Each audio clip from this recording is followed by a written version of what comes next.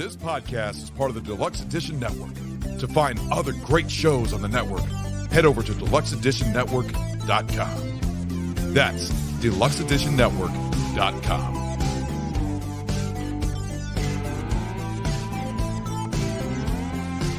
I'm Kevin Van Hentenryck, and you're watching the Deluxe Edition with Casey and Ray.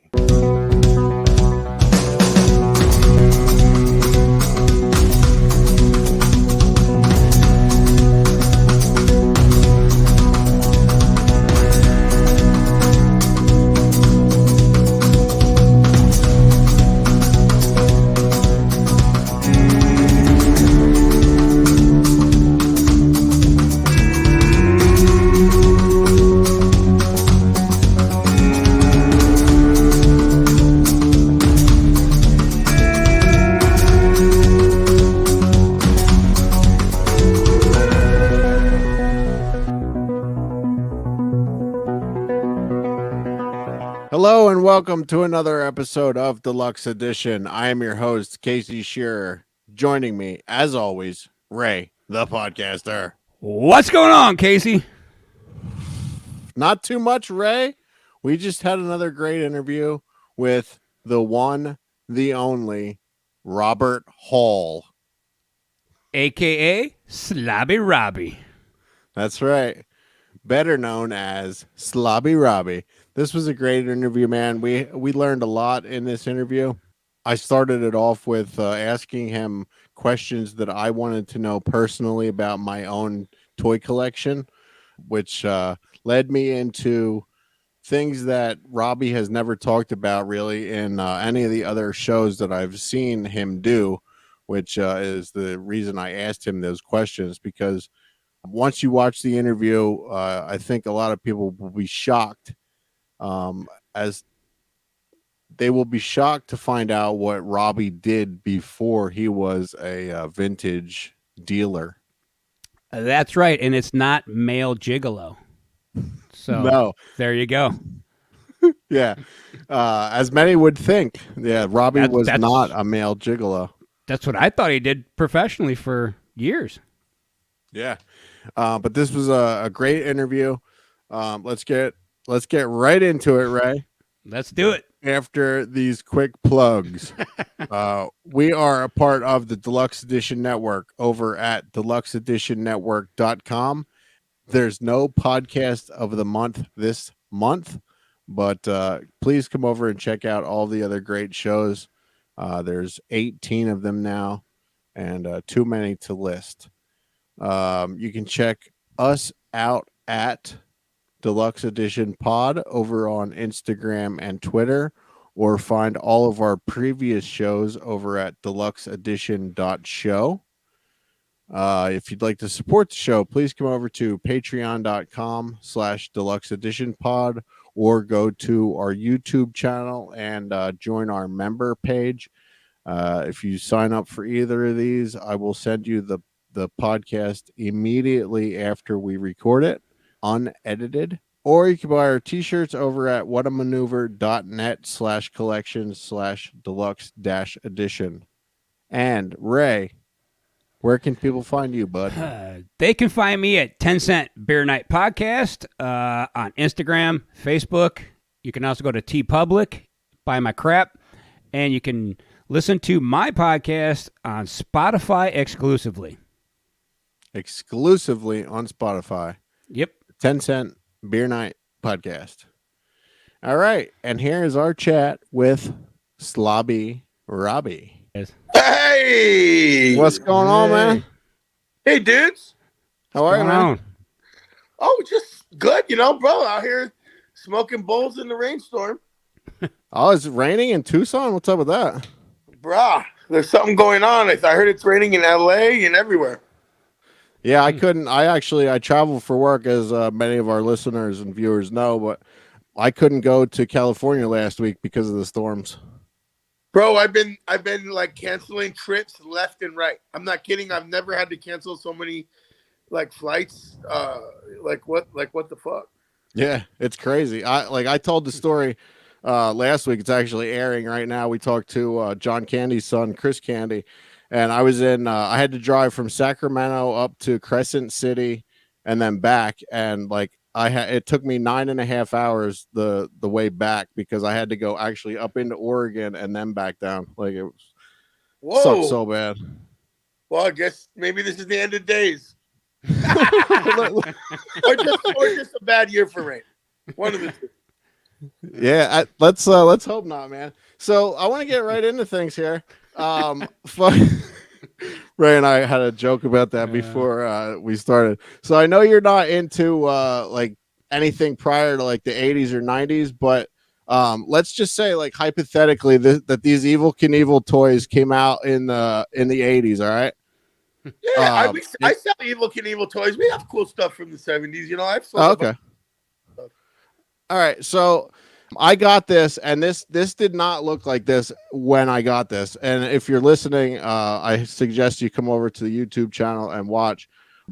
My question for you, like, so I took like a sanding block to this and sanded it down to the the white, like, so it looks brand new. And then I got not original stickers, but like exact replica stickers that somebody made, and they had them on eBay. So like, does that hurt the value, increase the value? Because this plant, like these Evil Knievel toys, like this is hard fucking plastic. You know what I mean? Like, so did I do damage to this? Increase the value? Good. You did good. A restoration is always good if it's done right, right?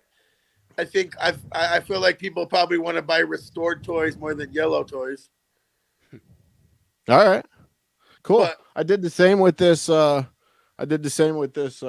Motorcycle too. Yeah, that's sick, man. I watch people do that stuff online all the time. I get a kick out of it. It's pretty dope. I've done it. I've gotten like old Spider-Man, Black Spider-Man from Secret Wars, and repainted him black on all his chunked up spots, and that's what it's all about, bro. Is not letting stuff die and making it better again. Nice. So one of the things I've love about you, man, is I watched a ton of videos in preparation for this, and the reason I asked you that, wanted to start with that, is you're so helpful to other vintage dealers and shop owners and just anybody. Like I've watched videos where you'll go into another shop and people are like, can we shoot a video with you telling me about this stuff, so I can get views on my YouTube? And oh yeah, do you think, so you mean the toy store in San Diego? Is that what you're trying? Yeah, there's a couple of those though. Like you do it at flea markets and all that shit. Something I've heard you mention a lot in some of the interviews, but nobody really asks you too much about it, is, do you think that comes from your time as a counselor, like in the group home, like helping other people? And like, could you tell us about working in the group home and like how you got involved in that? Yeah, that's 100% absolutely a big part of everything. I'm super into people, and especially when it comes to knowledge and skills and conversation and sharing, and just that like exchange of energy, and from, between being a dad and being a teacher and of course working with kids and at-risk kids and working in the mental health field, my people skills really, or my love of people, I should say, more than anything, is just, kind of unstoppable, because I'd rather do that. Honestly, I'd rather like hang out with and like talk shop with someone like you, or help you bring your item back to life, than like make a bunch of money off some rappers, buying a rap tee. At the end of the day, I like kids. I really love when kids come in the shop and kind of help them with the, put together an outfit, or help them understand, hats or sneakers or whatever it is they're into, because that's everything. That's really everything right there, bro. Like the weather can't stop us if we're all like on the same page and looking out for each other. You know what I'm saying? Right. Yeah, I think that's awesome. So how did you get involved with the group home? Like how did that? Did you grow up in Tucson? I'm in Tucson. I'm born and raised Tucson, Arizona. My store is 2 blocks from my high school, 4 blocks from my son's middle school, 4 minutes from my house and my elementary school, across the street from University of Arizona, where I got all my degrees. this isn't necessarily by design or by choice as much as just organically still part of my community. Like I'm literally still donating money to the art program at my college. I'm still like donating my time and money to the high school that I went to that's 2 blocks behind me. And so I'm a direct, I'm a direct involvement in my actual direct community. My kids go to the elementary school I went to. Very locally based. And I always think if you're going to make a difference or if you're going to get involved in anything community, political based, whatever, you have to start at home and go from there. So I really all started with working with kids. I was in high school and I volunteered at a preschool that was in my neighborhood, just helping, kids and a lot of parents who were on government assistance with the preschools. So then, of course, the preschools were looking for volunteers because they can't really pay. So a pretty unique situation, but a pretty good gateway into like my career of working with kids. And then I was first thing I ever did was a preschool teacher. I was like an after school guy, and I'd play basketball with them after school and like hold them up to the hoop to dunk. Then I eventually got my own class and became a preschool teacher, and I taught 3-year-olds. I taught first and second grade. I started working with older kids, and kind of naturally moved into working with older kids, 13 through 17, at-risk youth and kids in group homes and foster care and wards of the state. And frankly, just because that's, a natural progression with money in that field, if working with kids, all the money is in behavioral health, So I got into behavioral health and realized, I think quickly, something that it was really what we're talking about here is that it's like, it takes a village, it takes a village. And you don't have to be somebody's dad or mom to make a difference in their life and help them along the way, Yeah.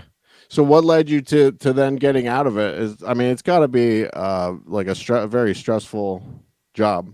Yeah, I mean, not so much for me because at the time I didn't have children of my own, so I had that energy to give. I had that energy that I could give to someone else's kids who they were, maybe it didn't work out for that family, but I could come into the house and bring energy or help them all communicate with each other, or I could help that child as they temporarily lived in our home, our group home, and try to get them back to their parents' house or try to, help with a success plan. And I think I was always doing this, That's what's funny about it. What was I doing with these kids? Teaching them how to screen print, teaching them how to paint Air Force Ones. Like I wasn't out here like, just because I ran the like drug, and alcohol counseling group doesn't mean that I wasn't like doing drugs and alcohol. And, so in a way, I think that's probably what made me so successful was that I was so real and that I was myself and I wasn't like, some lady, who's just in it for her second job or, I was there because it was fun for me, but I started realizing that my true interests and my true hobbies can also cross over with helping people. So I taught kids photography. I taught kids fashion. I taught kids about reselling shoes. And I have grown-ass men come in my store now. And they're like, yo, bro, like you saved me. You saved my life. Or you taught me about entrepreneurship. Or you always encouraged me to go to school. Or you helped me get a job by writing me a letter of recommendation. And honestly, I don't even remember these people, bro. Yeah. And not in a bad way, but sometimes I'm just like, stoked for them. And it's somebody I worked with for a month, maybe, and they had a big impression on them. And for me, it was just doing something that comes natural to me, which is like being cool as fuck. Hell yeah, man. No, I think that's awesome because like, honestly, like if someone knows you from your Instagram page or whatever, coming into your store and they take a look at you, you're not someone that someone's first impression would be this guy was a counselor and a preschool teacher. You know what I mean? Yeah. It's not to be meant in a bad way. You know what I mean? Because I think it's fucking awesome. Yeah, I think, I guess at the end of the day, it's all the same thing. It's all communication. When I'm teaching people about clothes, it's no different than when I was teaching kids about art. And it was no different when I was teaching somebody about like anger management, or or how to communicate with their parents, or so it's all like really good people skills. I feel like if college did anything for me, I wouldn't. I'm not going to tell my kids they necessarily have to go to college to be successful, just based on what I've learned in life.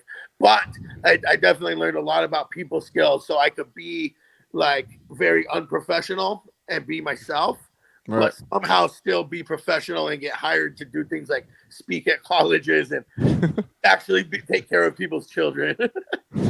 But still be like the type of motherfucker to take a bong in the parking lot, and steal some batteries from Target, That's awesome, man. Yeah, and it's gotta feel awesome too. Like when younger kids and stuff are coming in and they're into the same kind of stuff that you're into, like the vintage, the 80s and 90s type of stuff. I guess that's what the big eureka moment was, that everybody loves this stuff. It wasn't just me. Because for me, I wasn't like, hey, this is what stuff was like when I was a kid. It was like, this is my life. I'm still into like toy. I was, 21 years old, still collecting toys. And when I was back in the early 2000s, if you collected toys, you were a nerd, or if you had a bunch of sneakers, you were weird. And so I think if anything along the way, the only thing I've ever pioneered was not being embarrassed to be yourself, in every shape, way, or form, and being into the things that you want to be into. It's all come really natural to me. And I never along the way had any like decisions about like terminology, or like, I'm going to sell vintage, or, like for me, it was just like, it was pretty sick to like be on eBay at all. Like just when I discovered eBay, like, I got cable internet at my house, like 2001. And I'm like, oh my God, like there's people who like say the same things as me. There's people who care about the same things as me, and they're selling their stuff from their house. It was just like this amazing moment of connection. So you're around the same age as I am, right? You're 1980, right? Yeah, 1980, Yeah. bro, the best year to be born. Hell yeah, brother. I'm just a little bit younger than you. I was born in November. You're September, right? Yep. Yeah. When you were a graphic designer, is that what you went to school for, or? Originally, yeah, illustration and I guess what we would call graphic design now. A lot more hand-drawn based stuff. This is even, Photoshop and Illustrator. That my college was just barely getting Photoshop and Illustrator as I was like graduating. So I was like hand drawing illustrations and cutting out letters and shit. This is like 1998, Sure. So we're like when you were growing up, were you into like the 60s and 70s then, or were you like into were you into the stuff that we were growing up with? Yeah, all of the above. I kind of ran that this sort of scale of like my childhood, and a lot of the stuff that I sort of like promote now, like whether it's McDonald's, old McDonald's stuff, or Mr. T, or like some of these like really cool cultural like iconic things that I'm always like highlighting.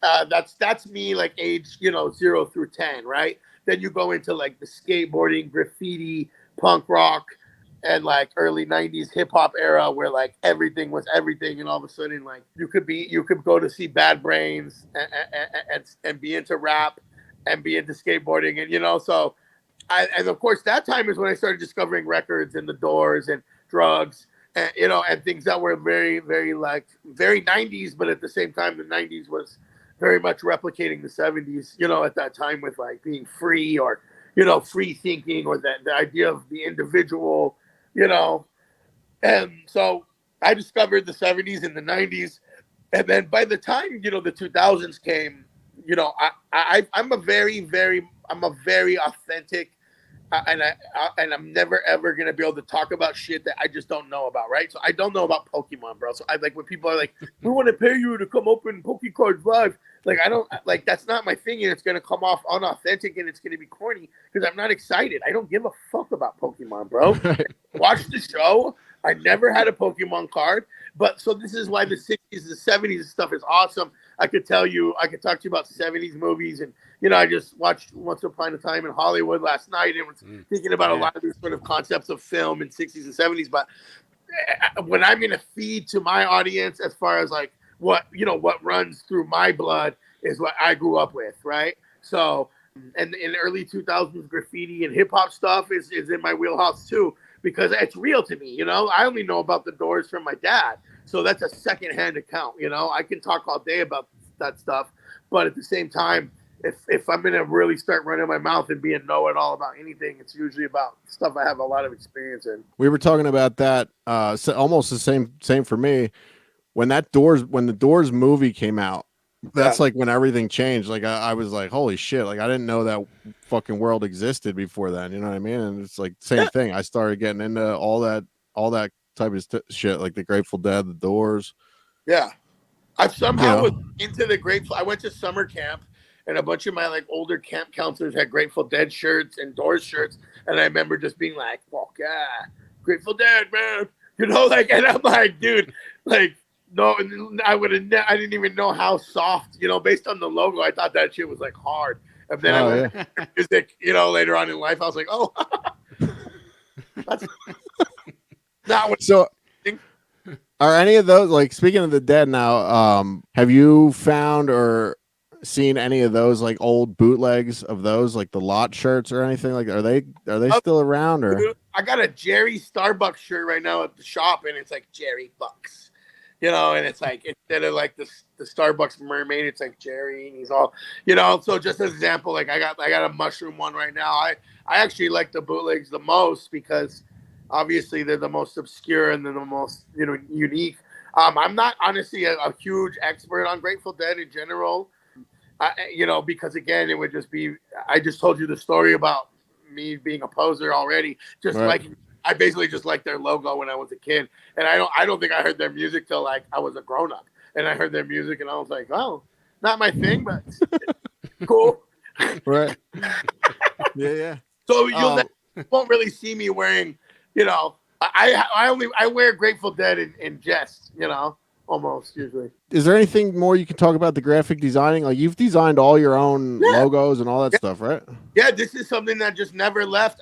In fact, all my real actual training and schooling is all in art. I never went to school for psychology or any of this stuff. I just was able to use the fact that I had a master's degree to get a certificate and then push myself into an area where I could make more money, and so really my true background is all art-based. Illustration, graphic design, screen printing. My bachelor's is in screen printing and printmaking, and then my master's in art education, which in gallery and museum management. So really just how to show people around an art space, how to teach them about art, basically what I'm doing with the store. So I drew just as recently as like our last collaboration at ThriftCon Las Vegas. I hand drew the whole t-shirt. I just had a graphic designer clean it up. I'm more of an idea guy now. I just sketch on napkins and send it off to the guys. But I am really into screen printing, and that's like probably my one true love is probably where art and fashion meet, which to me is usually in the form of t-shirts. That's awesome. Wearable art. Yeah. So that gets me into, we were talking a little bit about bootlegs, and Ray has been making some bootlegs here of late. Yeah. So what I do is we have a network of shows. So what I did was I took their logos and I switched them a little bit and I threw them up on my page's TeePublic site until I got the cease and desist order from one of them. Nice. That's welcome up, buddy. You're an official member now. Yeah, it's going well. I sold one, and then I got the cease and desist. It didn't take very long, by the way. It was like less than a week. Depends on the company, but they can get there fast. I lost my Instagram from Starter, which is funny because I've like worked with Starter and Champion, and they've like sent me clothes, and then I flipped a Starter into Slobby. But I changed the star on Starter to a pentagram. And Starter's actually owned by Walmart, which is the Waltons, which is Christian Coalition. So I actually think they weren't too stoked that I took their a pentagram. And so I lost. They're pretty powerful. I lost my Instagram for 3 months because of Walmart. Holy shit. Yeah, Damn. bro. Fuck them. Yeah. But like, I've had cease and desist from Lucasfilms, Starter, Louis Vuitton, and some other brands that nobody gives a shit about, and I was just like, yeah, nobody cares, dude. Like you just, and then, but like, I would say for every one time that's happened, 3 of these brands like MCM or Gucci has like wanted to work with me and sent me product, and Champion, Skids, all these cool brands from the 80s and 90s have like reached out. Blue Blockers sends me like cool glasses all the time. So for every one time that someone is a little tone deaf and not understanding, because there's a difference between just like trying to make fake Louis Vuitton purses and like what you and I are doing, which is basically like artistic satire, or it's basically like memeing on a t-shirt. It depends on how you look at it, but like everybody needs to relax, because it's gonna happen either way. It's like pirated music. Yeah, so let's talk about the bootleg. So what is the difference between a bootleg and a replica? Well, I don't know. I guess you could pour alcohol inside of a bootleg, right? Let's see. I'm trying to think of something here. So let's say that I'm like in Mexico and I'm making Mexican blow molds, right? I'm sure you guys have seen those. They're really cool. They're like weird alt versions of toys. Oh, I got one. I got a Mexican. This is like a big ass Prince Adam from He-Man. Look at that. But he's like, someone just like took the He-Man and did like a ×10 scale.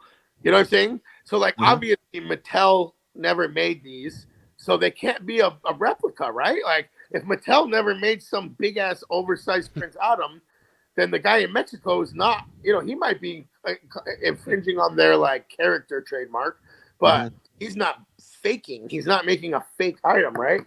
But if I want to make this Mario and I want to do a Mexican blow mold, then I make this of that, and I'm trying to make it look like this, and I paint it the exact same way, and I'm trying to get that same texture. I'm probably trying to make a replica, right? I'm making a fake version that wasn't made by Nintendo. It was made by me.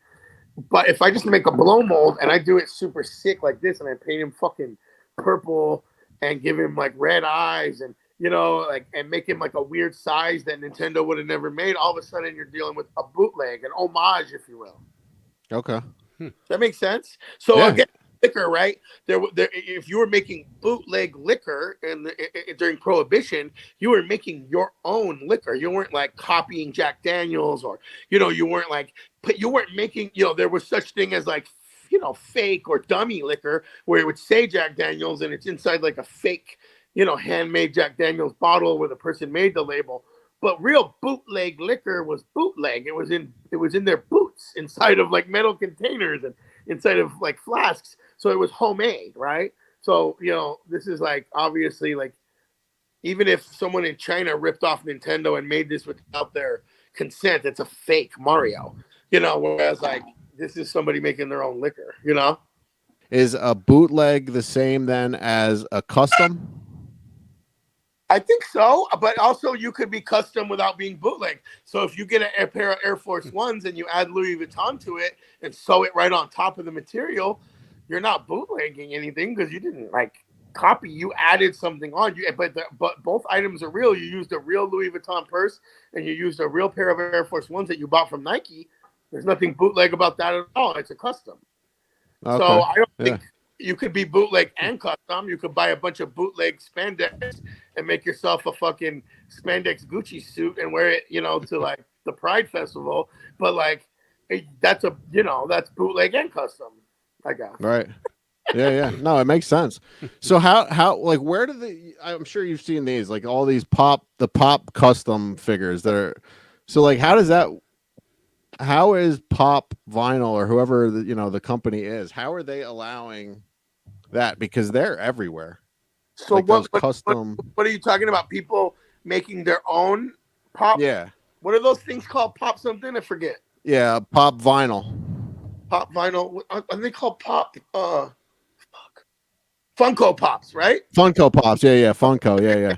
They're making blank Funko Pops and then painting themselves. Yeah.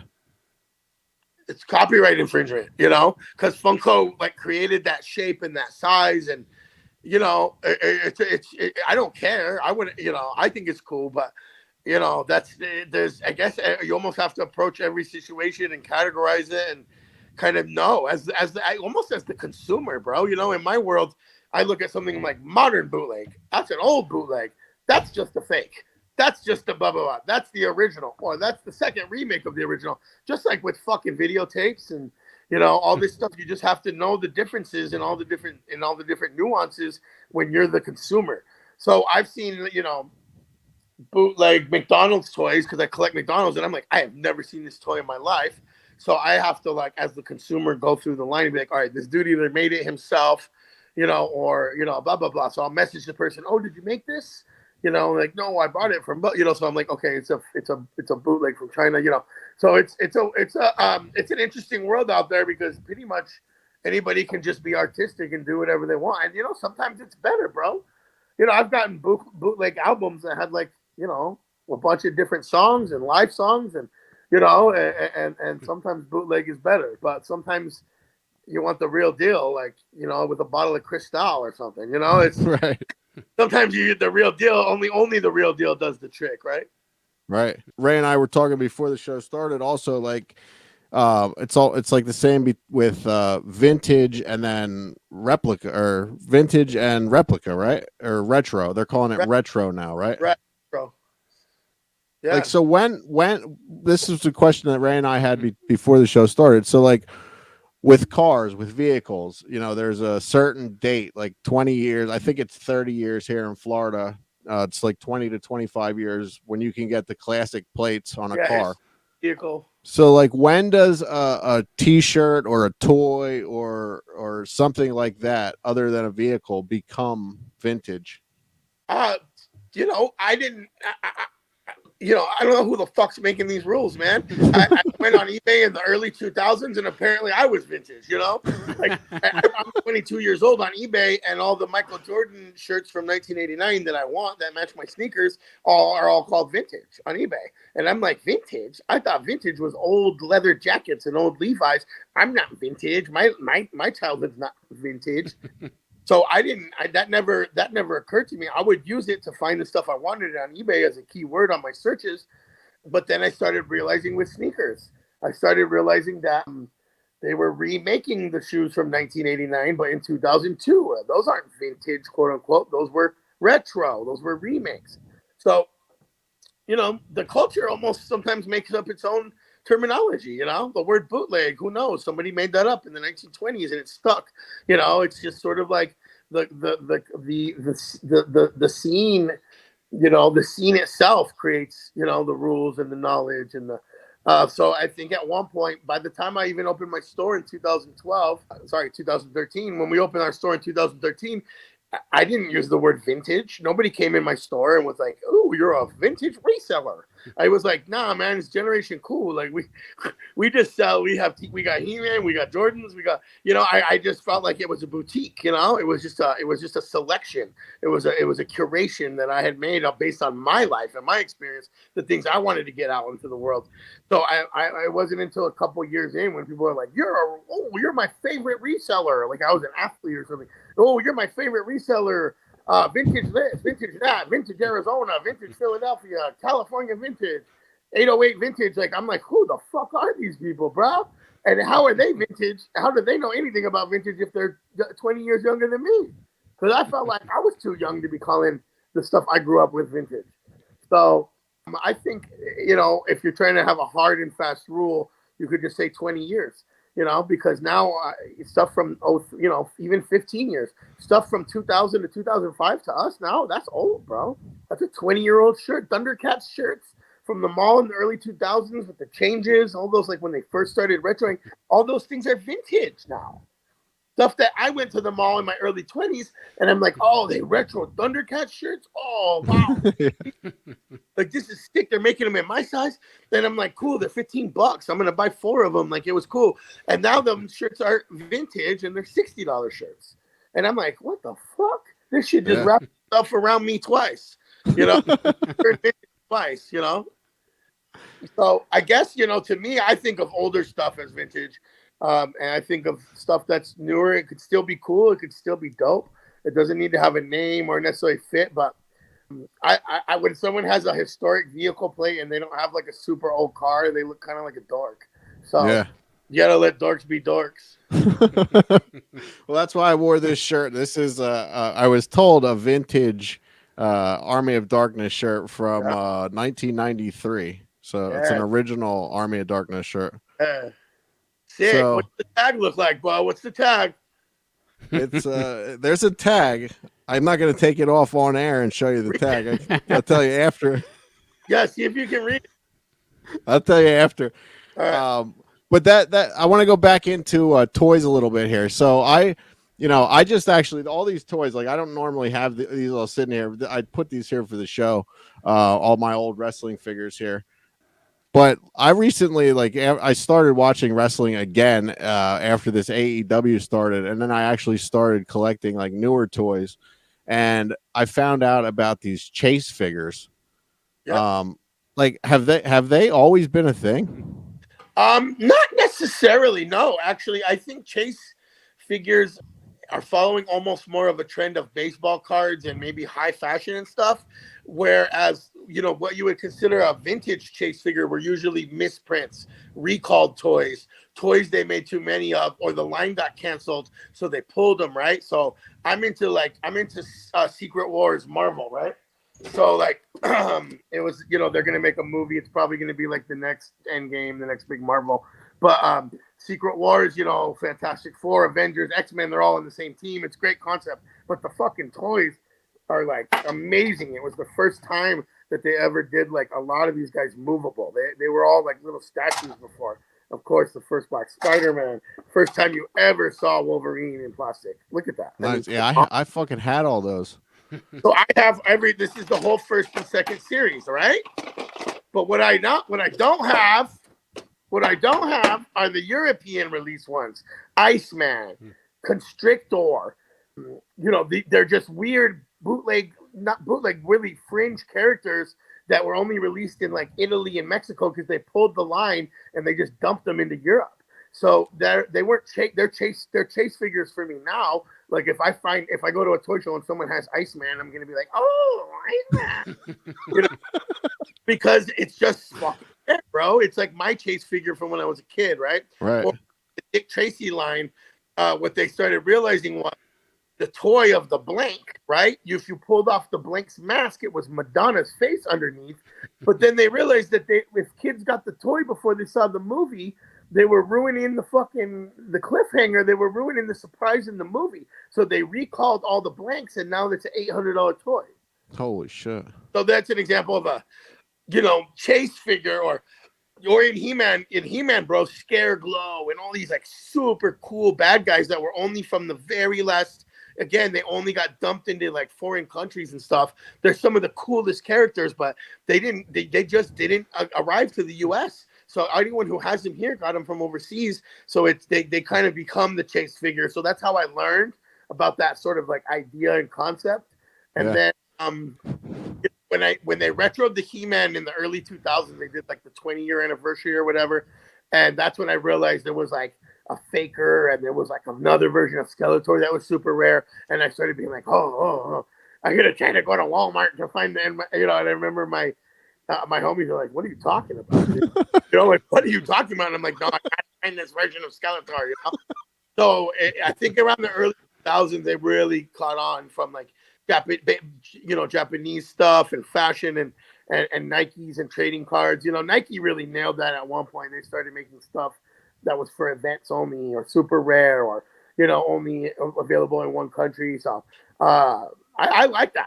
Obviously, even in WWF, like the rubber wrestlers, like the old LJN, like I don't have a JD JYD. I don't have Ultimate Warrior because they didn't make that many of him, dude. And he was so popular, but he just was like he was like the Punisher. He was like a weird, like everyone loved him, but they didn't make a lot of like merch of him, so it was like, and now he's $200 on eBay, bro. And I'm like, I'm not going to pay that.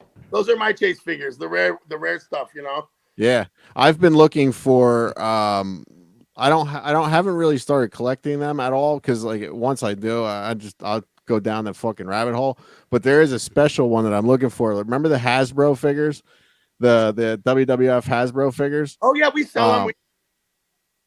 There's a Dusty Rhodes that I've been looking for with the polka dots. Yeah, he's the rare one. He's the Yeah. third, right? He's the third version. Yeah.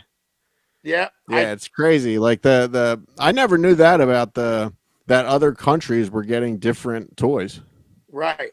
Yeah, that's what's cool, man. So like there's even like the cards for these, the cards were different. And then even when you look at like Ninja Turtles, some of the Ninja Turtles were getting painted different. They were setting off the molds and they were painting them different in the other countries. So, they'll be like, oh, that's the European Raphael because his eyes are all light and his head's soft and he's light red, and I'm like, what? So I always would wonder, like, why is this one more than that one? They look the same, Yeah. Like, yeah, dude, that's awesome. like that is a cool that's a good- toy, bro. That's a good looking toy right there. That's a Very badass. cool. Check this out. Very cool. Check that out. Oh That's- yeah. See? That is my original lunchbox from when I was in first grade. That's sick. I got this one from apparently from Colin Yares. But it's really rare to find Secret Wars branded stuff, and I wanted something to keep my toy collection in. So, but I love these old metal. I mean, come on, bro. Yeah. Oh, that's vintage. You know what I'm saying? Yes, Like, sir. that's vintage. Come on. Oh yeah. And those are worth more than when you have also the thermos inside of them also, right? Like when you Big bucks. yeah. Yeah, big- I don't have my thermos. I have a Flintstones thermos inside of it. Yeah. Yeah, Is it the original Flintstones thermos though? Yeah. There you go. Hell yeah. The thermos was weird. Your apple juice would taste weird. Like you never, your milk would be warm. The thermos I was think a concern. yeah, I think mostly mine had like chicken noodle soup in it. Oh, so you guys are from the East Coast though, right? Yeah. Yeah, I'm no, Cleveland, yeah. Soup, homeboy. We're like playing, we're like chewing on ice and shit. Oh shit. So what got you into the selling the vintage was you were a collector at heart, right? You're a collector at heart, right? Yeah, just sort of getting on eBay and trying to find shoes I wanted, and then realizing like, dang, dude, like let's say I want a full starter jacket, I'm trying to find a big one, and I keep seeing them, and everyone's asking for $100, and this is the early 2000s. It's like 250 now.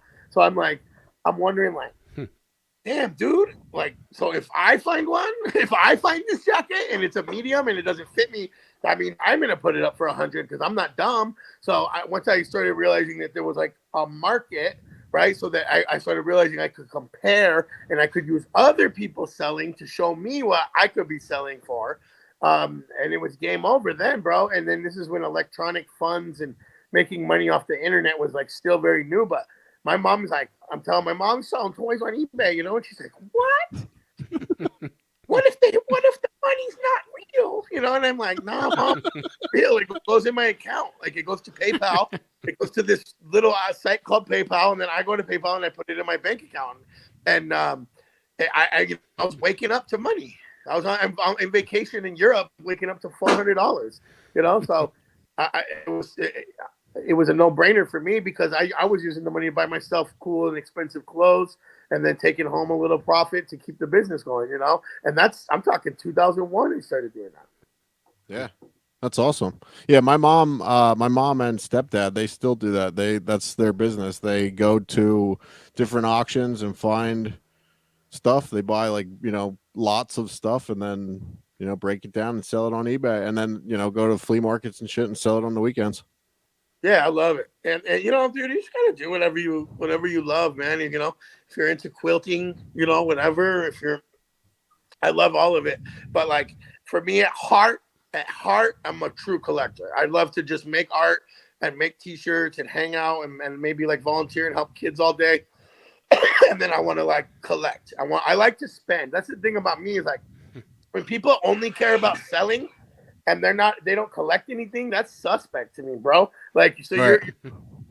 you're only, you like movies because you can resell movies, or do you really enjoy watching and collecting movies, So like to me, if you're not a collector, you're sus, Yeah.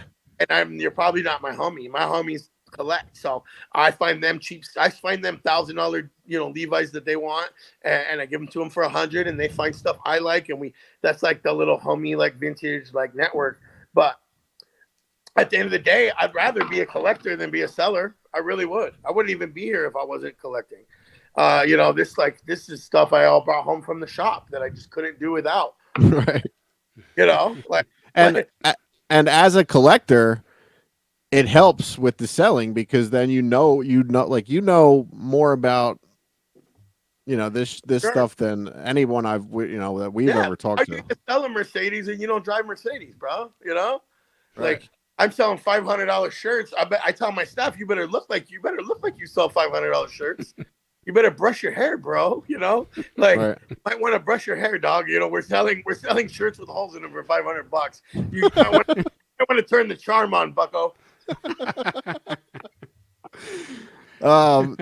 Speaking of dressing and stuff, you're talking about how to dress. Are you still the owner of the largest bootleg Gucci collection? Probably. That's a really good question. I don't see why not. I don't know anybody who ever hits me up with crazy collection photos. I might be the only one. I'm trying to think of the right word. With bad taste enough to collect all this shit. I might be the only cringy, person cringy enough to but I probably got stuff that no one else has.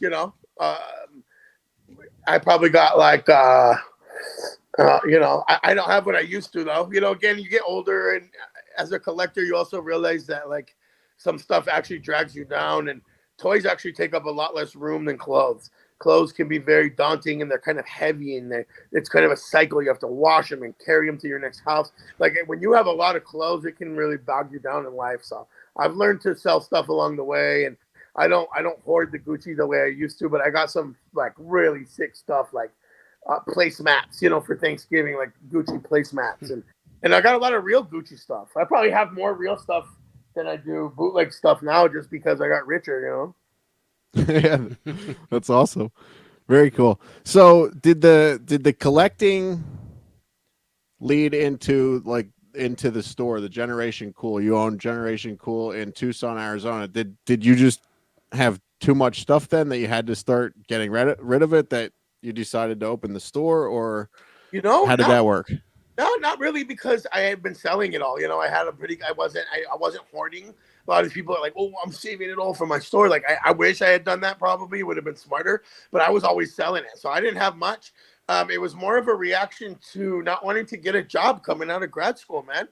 I looked at radio. I was going to be a radio personality, but you get up at 4 a.m. and you're getting $12 an hour, bro. Come on, dude, that's garbage, and that you got to change your voice, and you almost got to pretend to be someone else. And I didn't know what I wanted to do, and I didn't really want to work with kids anymore, because I wanted to be able to put this energy out there and do this stuff.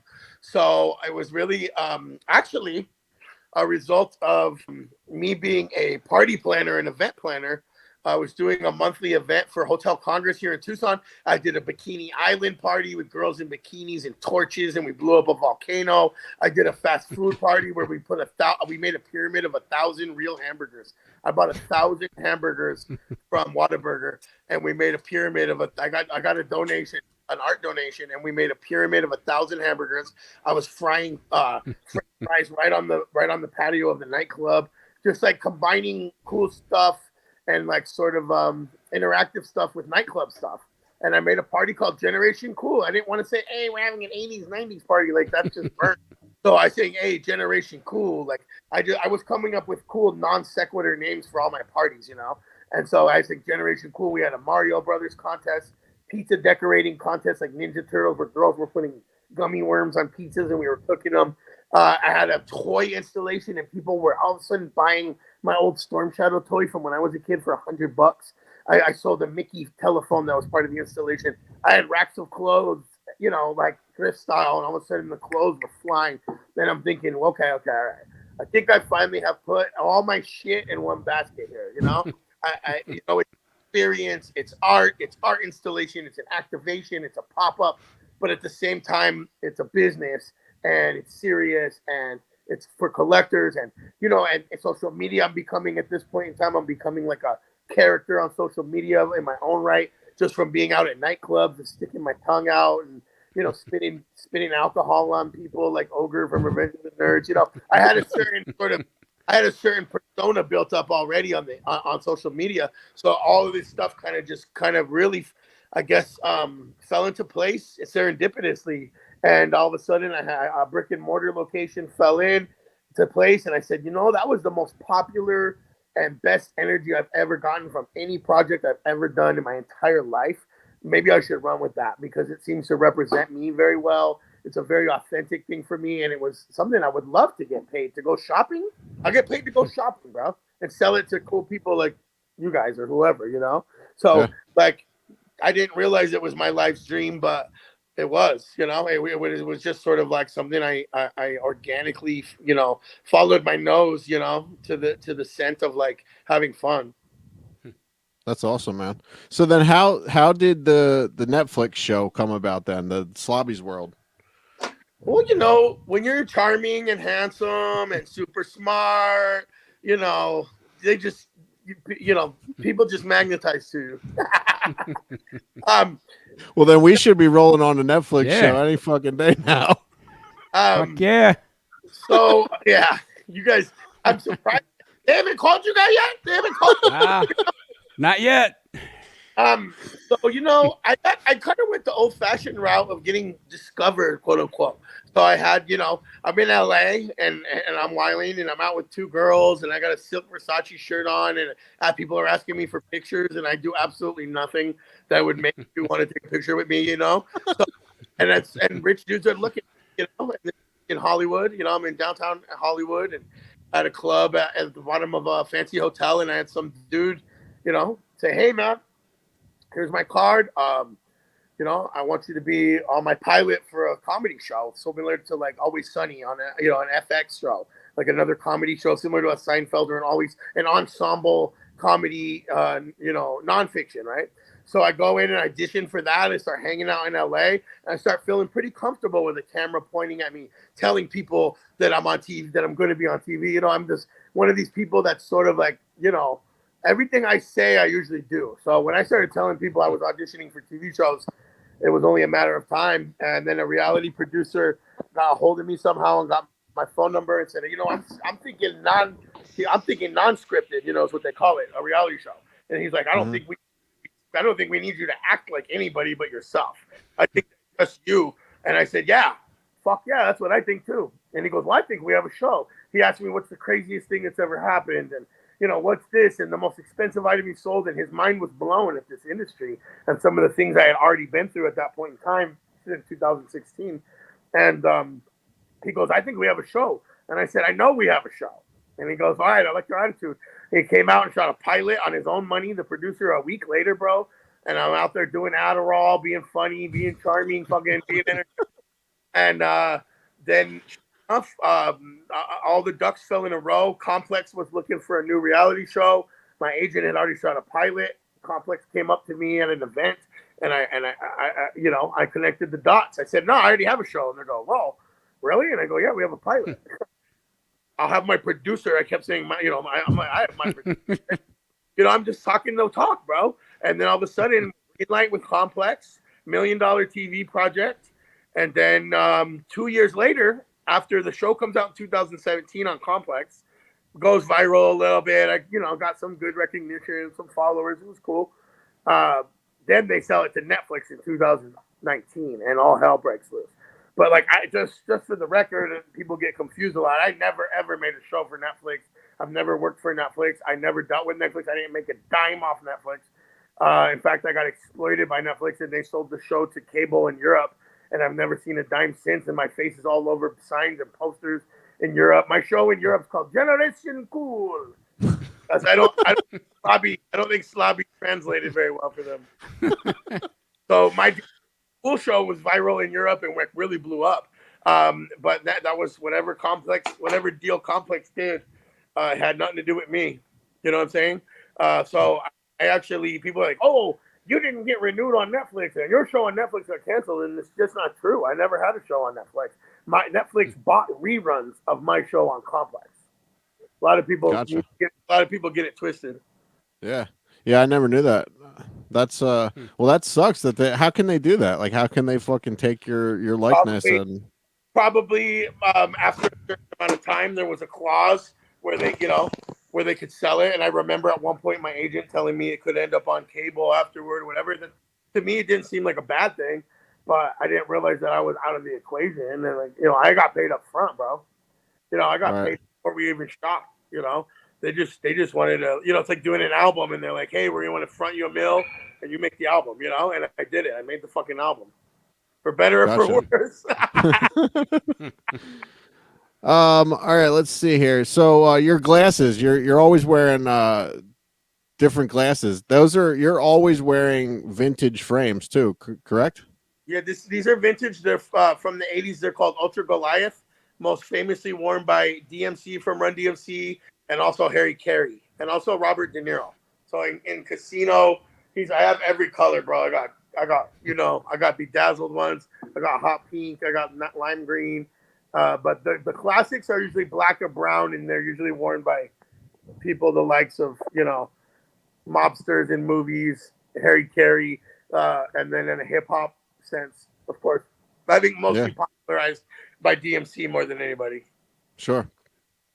So the Slobby Robby that we see on Instagram and Slobby's World, how different is that Slobby than, your personal life? Like there's not much difference, right? Like you live your character, right? Yeah, not at all. No different. I didn't create Slobby Robby. Some girl, went on my page and wrote me a poem and said, I used to be, I don't know how, I was Slob Rob one time, I think, because I found a Garbage Pail Kid that said Slob Rob. And then I used it as my profile pic on MySpace, when you're just coming up with a handle. And then some girl at the bar is like, Slobby Robby. And I was like, okay. And she's like, I'm going to write you a poem. And morning, and at like 5 a.m, on my MySpace wall, she's like, Slobby Robby, you're my favorite hobby. If I would tell, I would want you in my lobby. And so I'm like, wow, this is a classic. So I just screenshot it, shared it, and it really took on a life of its own. You can't make your own nickname, bro. Like, you can't, writing in your 40s, bro. Like, shit has to happen organically, Yeah. So along the way, it was just a name that stuck. And honestly, it wasn't like something I had to invent or think about by any means. This was just something that I realized people were gravitating towards the energy. I was young, I was partying, I had, women and money and sports cars and, sort of an early version of, some of these, like, unfortunately more misogynistic alpha type characters, but I'm different now, I think of myself as an artist and a family man first and foremost, but Slobby Robby was real. Slobby Robby is real. I probably couldn't shake it if I tried. Ray, am I missing anything? Well, I do have a game for you two to play called How Much Does This Vintage Shit Cost? So you got to tell me which item costs more. So I'm going to start with Rob. All right. A 1990s unused Taco Bell ashtray or a 1960s full-size 12-inch G.I. Joe with accessories, but not in the box, the 12-inch size. Taco Bell unused ashtray. The Taco Bell ashtray is $10. The G.I. Joe is $190. Oh, it's because I wanted the ashtray. Yeah. It's worth more to you. So if you would pay $200 or $191 for the ashtray, you would be correct then. Yes, correct. So that all right, that's a point for Rob. Robbie gets the point on that. I'll allow it. Yeah. All right, Casey, you ready? Yep. 1977 C3PO in package unopened, or And Justice for All tour shirt from 88-89, size large, white, with the Lady Liberty on the front, The Metallica logo on back with special guest The Cult also listed on the back. I'll go with the Star Wars only because I think that unopened, a toy, on the box, unopened with the box. We don't know what that shirt looks like. Right. Well, the shirt, I looked these up on eBay. The shirt is mint condition, basically, because white is one of the hardest to keep from getting shitty over years. This one looked pretty good. And what year is that shirt from? 88, 89 tour. I'll still go with the toy. All right. The toy was $689.99, and the tour shirt was $500. So you are correct, sir. Casey nailed it. Close though. Damn, they're both pretty expensive. Yep. All right, Slobby, here we go. Michael Jordan signed and framed game-worn Bulls jersey from 97-98. It's an away jersey. It's the red one. His signature is on the numbers, the white, and it is authenticated. Or 1973 Monopoly board game opened, but all the pieces are there. Oh my God, I feel like this is a big question. Because, the thing about autographs for me is sometimes autographs can just be complete garbage. I'm going to go with, I think this is a trick. Also, I'm going to go with the Monopoly. Okay, the Monopoly is $18.09. The game-worn jersey is $17,857.25. Yeah, no, I told you, bro. All right. I told you I know what I'm doing. He knows what he's doing. All right, Casey, last one. All right. 1967 Topps, Bob Uecker, Philadelphia Phillies as a catcher. There's no creases on this baseball card. Or a 1970s Iron City beer, Pittsburgh Steelers defense, empty beer can with the tab removed.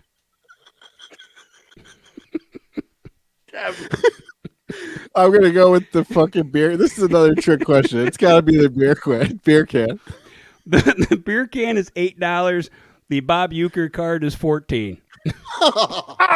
Oh! So close. Bro, I would way rather have the beer. That was fun, man.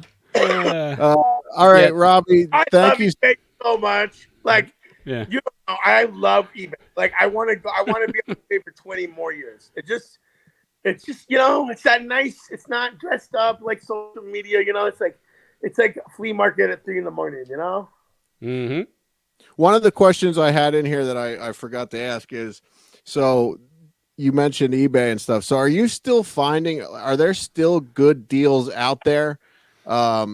With something that you can buy as a seller that you can buy cheap and resell high, like, or have shows like Slobby's World or American Pickers, like things like that, or have they ruined that? Like, are people just too smart now? No, I think that this sort of, this concept of like reselling goods in general, like what your parents do, I don't think this can ever go away, because there's for me, there's always somebody who's willing to give up more for less to someone who's knowledgeable, who knows that they can sell less for more, right? So let's say I'm selling some tools. I'm not tool guy. I don't know if I really want to drive to the tool place and talk to a tool guy and feel like a poser, so I'd rather just undersell my tools on Facebook Marketplace to tool guy, and tool guy can make his money, bro, because he knows tool customers and he knows construction guys who buy tools. You know what I'm saying? So there's always stuff, first of all, there's always stuff out there, and people need money. So, I get stuff. I mean, bro, we got, Lisa Frank, right? Lisa Frank, she did folders and notebooks and stuff for kids in the 80s, and it was like unicorns and flower pandas, and it's all hot pink and turquoise. So Lisa Frank is from Tucson, and her office was here in the 80s, and somebody brought in a Lisa Frank jacket that was custom made out of Lisa Frank blankets, and apparently the legend was that it was she made them for her staff, right? Before the company closed down. Sure enough, it was completely true. I bought them for $10 each, got 1,000 each on eBay. And this was Damn. like 3 weeks ago. So, and the guy was shit. like, I think I could get a lot for them. I just don't feel like dealing with it. Give me this hat. It was like a nice hat and some cash. And I was like, absolutely. But like for us, we thought it was cool. I knew enough to know about it. I live in Tucson, so I could like check out the lore, so there's always somebody who's going to get more for it, like my guy who goes to the auctions and buys my Benzes, he's getting it for cheaper than if I was out on Facebook Marketplace looking at vintage Benzes. So I'm going to be the guy. I got to be the plug, but much like the cocaine market or whatever, it's all about supply and demand, the housing market, the weed market. So like, again, I pretty much stopped selling weed once it became legal in Arizona. Like what? Right. So whereas like vintage, it's almost the same thing. It's like, okay, now everyone and their mom does it. So there's oversupply and less demand because they can find it in more places. They can find the product cheaper. You got 5 guys at the club selling cocaine and 1 guy selling it for 20 and everyone else is selling it for 40. People are going to sniff that out. So unfortunately, that's what's happened in vintage. But much like any other business and much like real estate, it's all about riding the waves and then, just doing what you do. I wasn't here to get in and get out. Wu-Tang is forever. You know what I'm saying? Hey, you ever drive around on garbage day and find anything and sell it and make a shit ton of money? Absolutely. I have picked up furniture in my alley from my house within the last 6 months and sold it at the shop, and someone comes in and I tell them, I got furniture right here, and I'll just take them back. We have this giant room by the shop. So a bunch of my stuff that's in my office was free that we use as furniture and cool decorations. I've gotten a box full of donations. One time, a bunch of old Playboys and Nintendo Power magazines, cool shit. Whatever. At the bottom, 2 Wu-Tang Clan shirts from their first tour, stitch $500 shirts, and it was my homie donated the whole box to the shop. And I didn't think about it because all the magazines are on top, and I don't know how he had put the shirts at the bottom, and he didn't care. And so, I think that a lot of my friends do bandos. They go into abandoned houses and they get it for free, and so they can afford to sell it to me for $2, and it's still a $40 shirt. So the free stuff is still out there, bro. You just gotta. It's not even about hard work. I think it's about being creative and sniffing it out. I think you have to be a bloodhound, and if you're having fun, bro, you're always gonna do it, dog. Just like if you're out at the club and you're like trying to meet women, and you're like, oh, what's your name? Like if you're just having fun with your friends and you're a cool ass fucking dude, with cocaine like dried on his nose, but you're probably just gonna meet some bitches. You know what I'm saying? Dude, this has been awesome, man. Tell us about this before we wrap it up here. Tell us about this new thing that you're doing on Network, NTWRK. It reminds me sort of like an online home shopping network type thing, right? Yeah, Network is exactly what you're saying. It's home shopping network. There's a lot of other apps out there, Whatnot and Pop Shop, but that's more like eBay where anybody can get on and do it. Network is actual scheduled shows, specific people who have hired to be hosts, much like Home Shopping Network. And I just did my first show on Thursday night, and it was a huge success. And it's called Bangers on Hangers. It's Thursday night on the app, NTWRK. You sign up for the app, they're going to give you $20 to go to like a live show and just spend it. It's a great place to shop live because you can get in and talk shit and get in the chat. It's like something between Instagram Live and Home Shopping Network, like a combination of those two. Yeah, very cool. And we did get our Instagram isn't quite as popular as yours. We did get one fan question for you. Jason Skagoon would like to know, what was your favorite cartoon as a kid? Oh, wow. Wow, that's a really good question. Definitely, I can't lie, it's got to be He-Man. I was obsessed with Masters of the Universe. They had all those oil painted backgrounds and that like ominous music, like like just the medieval vibe, and I like the bad guys. So I was obsessed with Masters of the Universe cartoon when I was a kid. And then after that, probably G.I. Joe, because I got into guns and Punisher, and I got into like shooting people with BB guns and going to juvie and stuff. So I feel like being evil became a little bit more of my style later. And now you know. Days. What was the final of G.I. Joe? Because I watched it as a kid too, but now I can't remember being put on the spot. Come on, Casey. It's knowing. You know? Knowing is half the battle. Knowing is half the battle. I wanted to say the fucking who was the old man that would say, and now you know the rest of the story. or if you don't know, now you know. PAG or Bo knows. But yeah, Bo knows. Yeah. No, now you know, and knowing is half the battle. That's when they taught you the moral lesson at the end after they all shot each other with machine guns. Right. And basically, they were talking right to Slobby Robby, saying the moral of the story today was don't shoot people in the ass with a BB gun. Oh, we would hide. I shot a dude at the palm, and then mom's out there hanging up laundry, and he goes, "Man, you got to be careful. There's some kid around here running around shooting people with BB guns." And my mom, Slobby, thank you so much, man. This has been awesome. We learned a lot tonight. Mm-hmm. Please tell everyone where they can find you, your Instagram, and all that stuff. so Slobby Robert, that's my government name. Just Google it. You know what I mean? Look me up on LinkedIn. Check me out on MySpace. You know, peep me out on the Etsy. You know, peep me out on Etsy, y'all. Slobby Robby. Thanks, man.